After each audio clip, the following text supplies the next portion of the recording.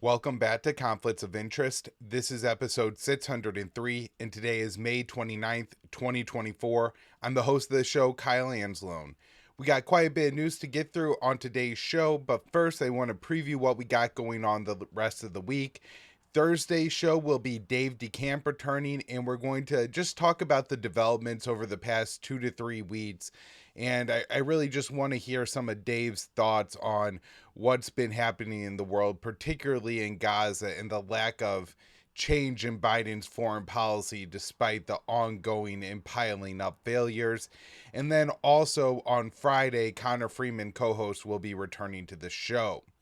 All right, if you want to subscribe to the show so you don't miss an episode, the show is hosted at the Libertarian Institute. We repost the show on the blog at antiwar.com, YouTube, Rumble, or Odysee for the video version of the show. It's up anywhere you can listen to audio podcasts. And of course, you find everything I do by following me on Twitter at KyleAnzalone_.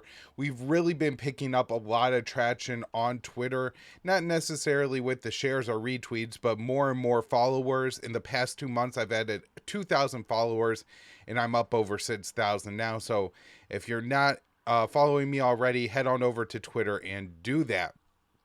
All right, let's get into the news today. The first story I have here, I wrote for the Institute on May 28th. White House threatens to strengthen sanctions on China and Russia. The Biden administration is attempting to rally its allies to strengthen sanctions aimed at disrupting the relationship between Russia and China. Washington has increasingly attempted to use trade and financial blacklists to punish Beijing and Moscow for what the White House views as malign behavior, although with little success. The White House Deputy National Security Advisor for International Economic Development, or Economics, Dalap Singh, made the threat on Tuesday. He said, "To be clear, we have no desire to disrupt all trade between Russia and China, but we and our partners are prepared to use our sanctions and export controls to prevent the trade of goods and technologies that threaten our collective security." According to the U.S. official, Washington and its allies are considering changing the language of existing sanctions to broaden their impact and placing secondary sanctions on organizations, companies, countries, whoever, that violate the American blacklist. After Russia invaded Ukraine in 2022, President Biden pledged to unleash an economic war on Moscow that would cripple the Russian economy and bring the Kremlin's war machine to a halt. However, over 2 years into the war, Russia has found ample trading partners who are willing to ignore the American sanctions. Rather than harming Russia's capabilities to manufacture weapons, Moscow's arms production has outpaced Kiev's collective supporters. So, Washington has reprimanded Beijing with tariffs and sanctions for a host of grievances, including unfair export practices, patent violations, and shipping items to Russia that the U.S. labels as having a potential military use. The U.S. targeting of Russia and China has driven the two Asia giants to develop significantly deeper ties. That relationship was put on display earlier this month in Beijing when President Putin visited President Xi. And so I wanted to bring up this article that we ran last week at antiwar.com by Ray McGovern. It was absolutely fantastic. And this is one of the issues that, I think Ray is just the leader in talking about this particular issue, the development of the relationship between Russia and China. I think at antiwar.com, essentially since I became news or opinion editor, that would have been, I think, like 6 years ago now, so quite a long time, 5 or 6 years ago now. We've been running these articles where Ray was first warning and saying like, hey, the U.S. should really think about how it treats Russia and China because we're driving the two of these countries together. And, now that relationship has cemented, and now he's trying to say like, hey, American officials really need to take up and take notice that this relationship has cemented in the way it has. And there's just an absolute refusal to do so in Washington. So Ray writes here, Chinese President Xi extremely warm reception of President Vladimir Putin yesterday in Beijing sealed the increasingly formidable Russia-China strategic relationship. It amounts to a tectonic shift in the balance of world power. The Russia-China entente has also sounds the death knell for attempts of the U.S. foreign policy neophytes to drive a wedge between the two countries. The triangular relationship has become two against one, with serious implications, particularly for the war in Ukraine. If U.S. President Joe Biden's foreign policy genius remains in denial, escalation is almost certain. In a pre-visit interview with a Chinese outlet, Putin noted that the unprecedented level of strategic partnership between our countries. He and Xi have met more than 40 times in person or virtually. In June of 2018, Xi described Putin as an old friend of the Chinese people and personally his best friend. For his part, Putin noted that on Thursday that he and Xi are in constant contact to keep personal control over all pressing issues on the Russia-China international agenda. Putin brought along a defense minister as well as foreign minister Sergei Lavrov and key Russian business leaders. Xi and Putin signed a strong joint statement during the visit, similar to the extraordinary one the two signed on February 4th, 2022 in Beijing. It portrayed the relationship as superior to political and military alliances of the Cold War era. Friendship between the two states has no limits. There are no forbidden areas of cooperation. The full importance of that statement did not hit home until Putin launched a special military operation onto the Donbass 3 weeks later. China's muted reaction shocked the world analysts who had dismissed the possibility that Xi would give his best friend Putin, in effect, a waiver on China's bedrock policy of non-interference abroad. In the following weeks, China made clear that the principles of Westphalia had taken a bad seat to the need for every country to defend its core interests and to judge each situation on its own merits. Thursday's statements of the statement signed between the Putin's recent trip to Xi expressed concern over the increased strategic risk of nuclear war between powers, referring to the continued escalation of the war between NATO-supported Ukraine and Russia. It condemns the expansion of military alliances and the creation of military bridgeheads close to the borders of other nuclear powers, particularly with the advanced deployment of nuclear weapons and their means of delivery, as well as other items. Putin has undoubtedly briefed Xi on the U.S. missile sites already in Romania and Poland that can launch what Russia calls offensive strike missiles with flight times to Moscow of less than 10 minutes. Putin surely has told Xi about the inconsistencies in the U.S. statements regarding intermediate-range nuclear missiles. For example, Xi is aware, just as surely as consumes Western media are unaware, that during the December 30th, 2021 phone conversation, Biden assured Putin that Washington had no intention of deploying offensive strike weapons to Ukraine. There was rejoicing in the Kremlin that New Year's Eve, since Biden's assurances was the first sign that Washington might acknowledge Russia's security concerns. Indeed, Biden addressed a key issue in at least 5 of the 8 articles in the Russian draft treaty given to the U.S. on December 17th, 2021. Russia rejoicing, however, was short-lived. Foreign Minister Lavrov revealed last month that when Antony Blinken in Geneva January of 2022, the U.S. Secretary of State pretended he had not heard Biden's undertaking to Putin on December 30th, 2021. Rather, Blinken insisted that the U.S. medium-range missiles could be deployed in Ukraine and that the U.S. might be willing to limit their number, Lavrov said. Blinken just walking back what the president has previously told another world leader is crazy. So when Biden took office in 2021, his advisors assured him that he could play on Russia's fear of China and drive a wedge between them. This has become embarrassingly clear when Biden indicated that he had told Putin during the Geneva summit on June 16, 2021. That meeting gave Putin confirmation that Biden and his advisors were stuck in a woefully outdated appraisal of the Russia-China relations. Here is the bizarre one way Biden described his approach to Putin on China. Without quoting Putin, which I don't think is appropriate, let me ask a rhetorical question.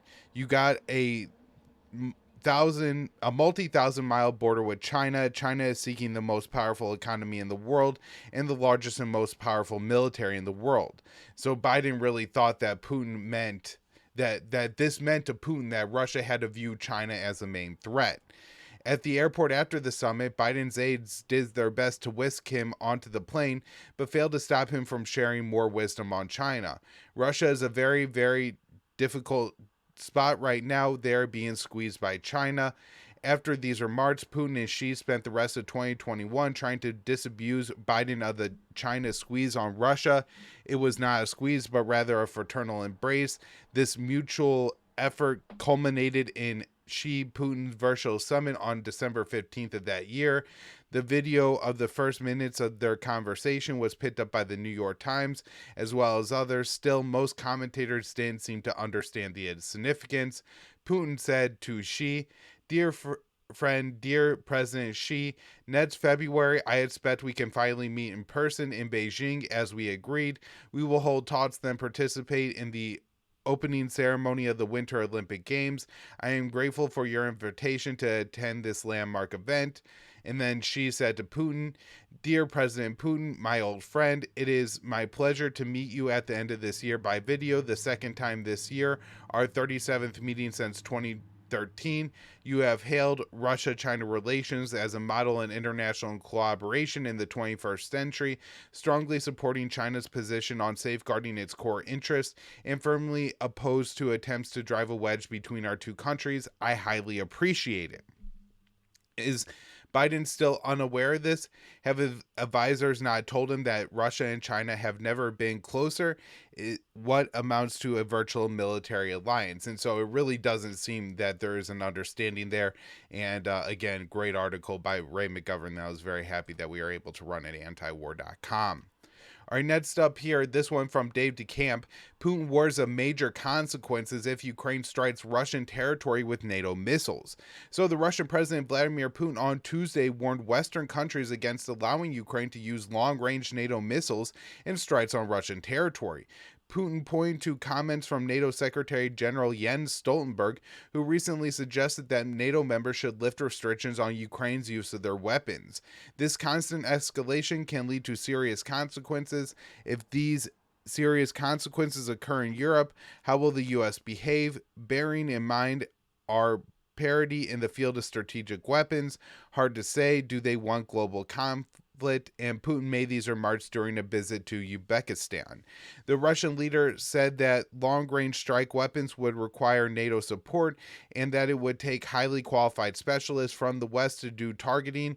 A German military leak revealed that British soldiers are on the ground in Ukraine helping fire Storm Shadow missiles, which have a range of about 155 miles. So these representatives of NATO countries, especially in Europe, especially in small countries, must be aware of what they are playing with, Putin said. This week, Sweden said Ukraine could use Swedish weapons to hit Russian territory, although Stockholm was not providing long-range missiles like the US and UK have. So, my understanding is that Sweden has provided howitzers and other artillery firing machines and weapon systems, but not the actual artillery rounds themselves. Those are provided by the U.S. And so I still think that Ukraine will ultimately need a green light from the U.S. Although it is important to note that they are getting a flashing yellow from the U.S. right now. The U.S. government is saying things like, we don't encourage Ukraine to use our weapons to attack Russia, but they're not explicitly saying no.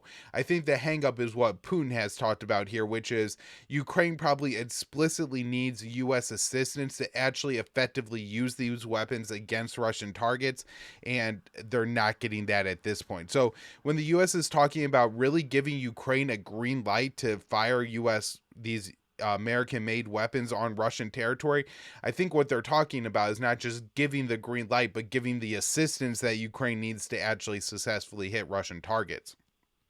So London has previously given Ukraine the green light to use British weapons on Russian territory, which prompted strong warnings from Moscow. Russia said it would hit UK military sites in Ukraine and beyond if British weapons hit its territory, and there have been no reports of British missiles targeting the Russian mainland. Both US and British provided weapons have been used in attacks on Crimea over the past year, which is Russia, but Russia seems to at least understand the nuance behind the situation enough to not say that, oh, this is the same thing as striking Belgrade or a different region of Russia.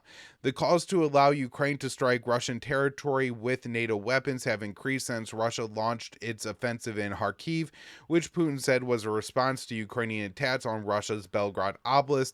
He warned of another escalation if NATO long-range weapons hit Russia. So Putin said, what caused this? They did it with their own hands, referring to the Kharkiv offensive. And then he added, well, then they should reap what they have sown. The same thing can happen if long-range precision weapons are used. And Russia has essentially been making this threat throughout the war. I remember Sergei Lavrov, after the U.S. provided the HIMARS to Ukraine, basically said that this would require Russia to take more Ukrainian territory to compensate for the longer-range weapons that Ukraine now has. And so this is just now being repeated by Putin. These are extremely dangerous times, extremely dangerous escalations that are possible here. And hopefully, some sense of reason eventually emerges in the White House, but I'm not particularly optimistic at this point. Next up here, Ukraine targets radars that are part of Russia's nuclear warning system. So a Ukrainian intelligence source told Reuters that Ukrainian drones targeted a radar deep inside Russian territory that's a part of Russia's early warning system to detect nuclear missiles.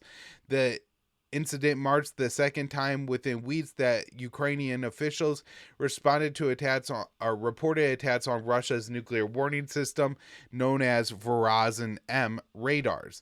The source said that the strikes targeted a radar near the city of Orsk in Russia's Orenburg Oblast, which is over 900 miles away from Ukrainian-held territory.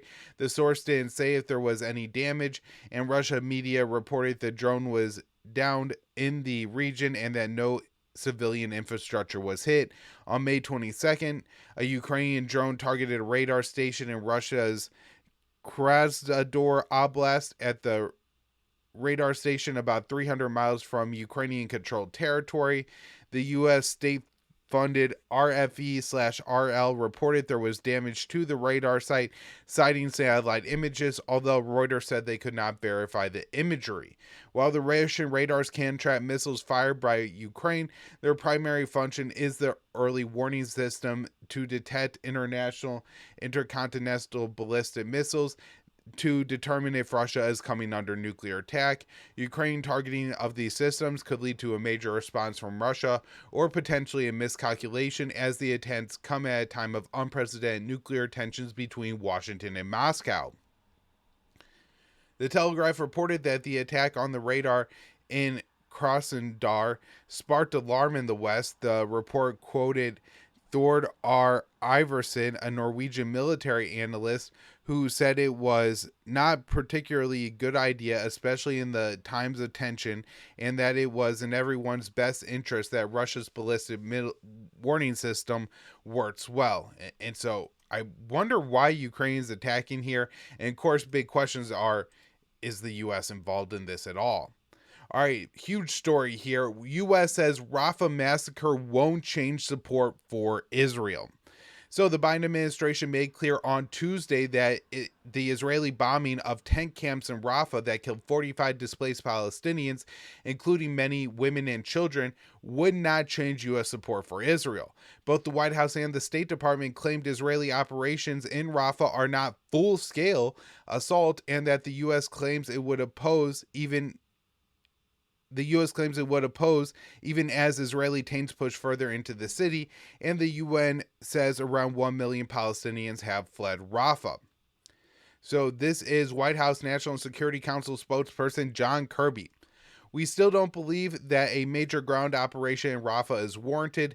We still don't want to see the Israelis, as we say, smash into Rafah with large units over large pieces of territory. We still believe that, and we still haven't seen that at this point. As a result of the strike on Sunday, I have no policy changes to speak to. Brutal scenes from Sunday night's massacre surfaced online, outraging the world, including videos of a headless child and charred bodies being pulled from the fire caused by the Israeli strike. When asked how many charred corpses would be enough for President Biden to change his policy, Kirby said he was offended by the question. We don't want to see a single more innocent life taken, Kirby claimed, and I kind of take a little offense at this question. Israel claimed that it didn't mean to kill civilians in the strike and claimed it was a tragic mistake, but the Israeli announcement has also been met with skepticism since the Israeli military has been slaughtering civilians throughout the past 7 months. In an analysis for the Israeli newspaper Haaretz, author Amira Haas said the Israeli announcement could only be issued to consumers of the same Israeli media that have for 7 months been hiding the unbearably difficult figures and photographs of toddlers who were killed or injured in every Israeli strike in the Gaza Strip.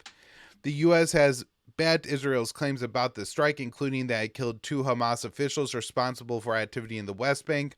On Monday, the White House said Israel had a right to target Hamas in Rafah, a direct repudiation of the International Court of Justice's ruling that Israel must halt its assault on the city. So, the question about the charred bodies, I think, was actually very fair, and this is very dangerous for us in America. Let's set aside, because I know I talk about a lot about the Palestinians, how we need to stop killing them for the sake of the Palestinians. We're talking about children here just being slaughtered by the tens of thousands. We must end this. But as an American, we should all be frightened by this policy and realize that it's all going to put us in danger, right? American-made weapons. When our leaders are then going out there and saying that, this doesn't cross any of our red lines, this really doesn't bother us, this isn't an issue for us, right? So American-made weapons are being used to dismember children, blowing their heads off, burning their bodies to an absolute crisp beyond recognition.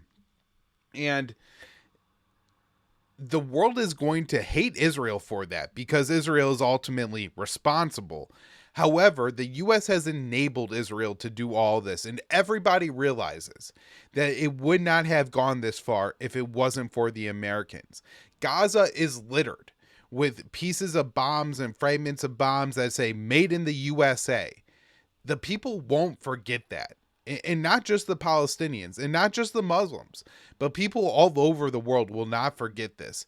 And this will make America and Americans less welcome. I'm sure, will hurt our business interests in the world, and will probably have some at least minor economic impacts. But I think certainly the chances of blowback terrorism and stuff like that in the United States are just exploding right now. And so think about this. We have this administration right now that's endorsing the genocide in Gaza, and their political opposition is even more sociopathic than them. Nikki Haley visits Israel, writes, "Finish them" on Israeli artillery shell.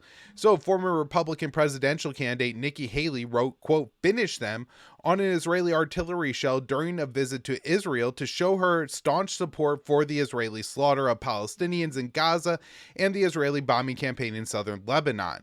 So Haley said during her visit to Israel's northern border, where she signed the artillery shell, "America stands by Israel. Israel is fighting the enemies of the U.S. today. Don't stop until you win." Haley was accompanied by Danny Danon, a member of the Knesset and Prime Minister Benjamin Netanyahu's Likud party. Danon made headlines last November for co-authoring an op-ed in the Wall Street Journal calling for the U.S. and other Western countries to take in Palestinian refugees, which would help facilitate Netanyahu's government's desire to ethnically cleanse the Strip. And so this is, if anybody's watching the show right here, you can actually see what she wrote on the bomb, but just, I want to read it to you because it's so it's one of the most disgusting things that I have ever seen that isn't like a graphic image, right? That somebody has just did. So it's, like really nice handwriting. She writes, "Finish them," with the exclamation point. "America, a heart, Israel. Always, Nikki Haley." I mean, what a sick woman. Haley visited southern Israel a day earlier and made a baseless claim that Iran, Russia, and China were all responsible for October 7th Hamas attack without providing any evidence. She said that the attack was orchestrated by Iran, it was helped with Russian intelligence, and fueled by money from China. Don't deny that. So again, no proof for any of this. And in fact, to the extent that any of this has even been discussed or floated, right? The money fueled by China. Who talked about that? The Russian intelligence. Nobody's made that claim. That was orchestrated by Iran was at least a vague claim. It was more that Iran provided the intelligence and funding for this. But after this report, it was made clear that Iran was actually surprised and unhappy with Hamas over this attack. So it doesn't seem like it was really orchestrated by Iran either. So, of course, Nikki Haley is just a disgusting liar. She is going to go sign an artillery shell and then tell these nasty, sick lies that are fueling the genocide. So Haley, who served as the U.S. ambassador to the UN during the Trump administration, endorsed former President Donald Trump after dropping out of the presidential race. Trump recently hinted that Haley would have a spot in the next administration if he wins in November. "I think she's going to be on our team because we have a lot of the same ideas, the same thoughts," Trump said after Haley said she would vote for him. "I appreciate what she said. We had a nasty campaign. It was pretty nasty, but she's a very capable person, and I'm sure she's going to be on our team in some form." Absolutely. Terrifying. All right, so after Haley says that, Israel bombs 2 hospitals in Rafah. This is from Al Jazeera. "The Gaza Strip's collapsing health system is under further strain after the Israeli army intensified bombing in Rafah's Tal al-Sultan area and other parts of the enclave a day after an attack on a camp in Rafah killed 45 Palestinians. The Indonesian field hospital is the latest medical facility in Rafah to be hit with the attack on Monday, causing damage to the hospital's upper floors. Medical staff and patients are reportedly trapped inside the facility, where many Palestinian families are also taking shelter. Earlier on Monday, Rafah's Kuwaiti hospital, our specialty hospital, was forced to shut down after an Israeli attack just outside the gates of the hospital killed 2 of its medical staff. Witnesses said the victims were hit by fire from an Israeli aircraft. The hospital was treating most of the 250 wounded in Israel's attack on Sunday night on a camp for displaced people. So the hospital that was treating the people who survived the massacre in Rafah was bombed the next day. You would think that at some point that would call the Biden administration to draw a red line, but it wouldn't. All right, here we go. U.S. constructed pier off Gaza breaks apart. So this is almost unbelievable. You would assume that a $1 trillion organization such as the Pentagon with $320 million would be able to build a pier that lasts at least a couple of months. But as we were talking about, this thing looked incredibly flimsy, incredibly crappy, and I was shocked. I was absolutely shocked that they actually, put this out, took pictures of it, and declared victory.